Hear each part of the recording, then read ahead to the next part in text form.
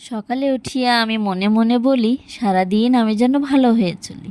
এখন এই কবিতাটির কথাই সবসময় মনে পড়ে, যেন সারাটা দিন ভালো কাটে, অন্ততপক্ষে কোনো খারাপ সংবাদ না আসে। সকালে উঠেই চলে আসলাম ব্যালকনিতে। জানেন তো, এই নয়নতারা গাছ, তুলসী গাছ 3.5 থেকে 4 বছর ওই একটুখানি মাটিতেই আছে। এগুলো দেখলেই না মনটা ভালো হয়ে যায়। যাই হোক, আজকে ছুটির দিন, তাই তো একটু একটু বাহানা নাস্তা তো হতেই পারে। দেবাত্রীরও আবদার, আজকে তার লাগবে ডিম পরোটা আর চিকেন। চিকেন হবে দুপুরবেলা, সকালে হোক পরোটা। আমি রেড বেল পেপার, ক্যাপসিকাম, পেঁয়াজ, কাঁচামরিচ সব কিছু কেটে নিলাম। তার আগে ময়দা, কুসুম গরম দুধে চিনি, লবণ সব কিছু মিশিয়ে আমি মেখে রেখেছি। তারপর একটু আলাদা করে আজকে বানাবো। হ্যাঁ, আমি আগেও এক এক সময় এক এক রকম আমি বানাই, এক একভাবে রান্না বিষয়টা এক্সপ্লোর করতে আমি খুব পছন্দ করি।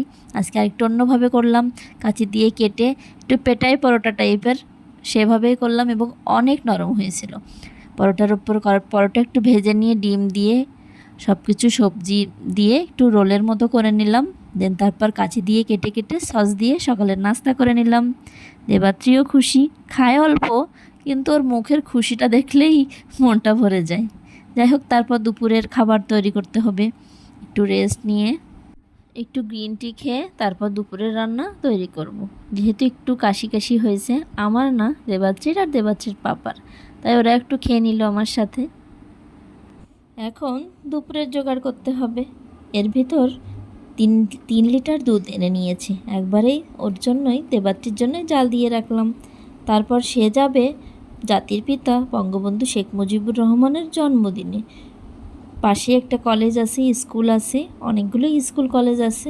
সে কলেজে যাবে, সেখানে দেখবে কিভাবে জাতির জনকের জন্মদিন পালন করতে হয়। তাই সে গেল পাপার সাথে, না গেলে হবেই না, বায়না। এখন আমি দুপুরে করব বিরিয়ানি। পেঁয়াজ, রসুন সব কিছু, টমেটো কেটে একটু ব্লেন্ডারে পেস্ট করে নিলাম। তারপর আলুগুলো একটু ভেজে নিলাম। অন্য পাশে চালগুলো 80% সিদ্ধ করে নিলাম। দেন তারপর এক পাশে একটু পেঁয়াজ বেরেস্তা করে নিলাম। তারপর চিকেন চড়িয়ে দিলাম।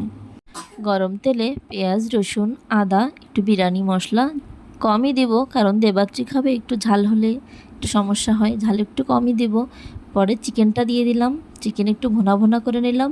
আর অন্য পাশে একটু সবজি না হলে কেমন জানি হয়, তাই একটু সবজি রান্না করে নেব। একটু রসুন কুচি দিয়ে একটু পেঁপেটা ভেজে নিলাম।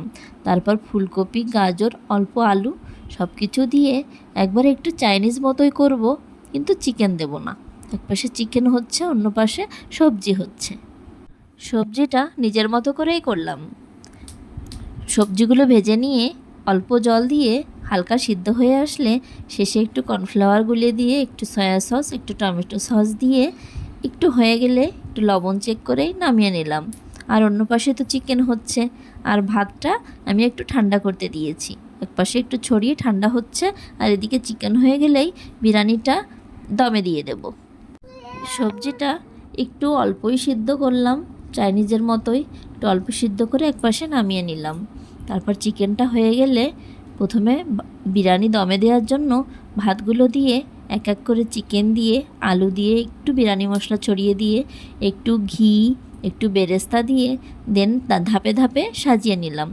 সবার উপরে কাঁচামরিচ, বেরেস্তা, ঘি, দুধ, একটু কেওড়া জল, গোলাপ জল দিয়ে তারপর ঢাকনা দিয়ে 20 মিনিটের জন্য রেখে দেব। একটু তাওয়ার উপরে দিলাম যাতে নিচটা না পুড়ে যায়। তারপর দেখুন, আজকের বিরিয়ানিটা কিন্তু অনেক টেস্ট হয়েছিল। মশলা অনেক কম দিয়েছি, একটু যাতে ঝাল কম হয়, কিন্তু টেস্টে বোঝাই যাচ্ছে না যে মশলা কম দেয়া। দেন তারপর দেবাত্রীর পাপাকে খেতে দিয়ে দিলাম। দেবাত্রী তো বলল, মা দারুণ টেস্ট হয়েছে। ওর ভিডিও ক্লিপটাও এখানে অ্যাড করে দিয়েছি। সে ইউটিউবে দেখছে, মা দারুণ হয়েছে, তাই সে সেভাবেই বলল। না, বিরিয়ানি কেমন খেতে? দারুণ। দারুণ।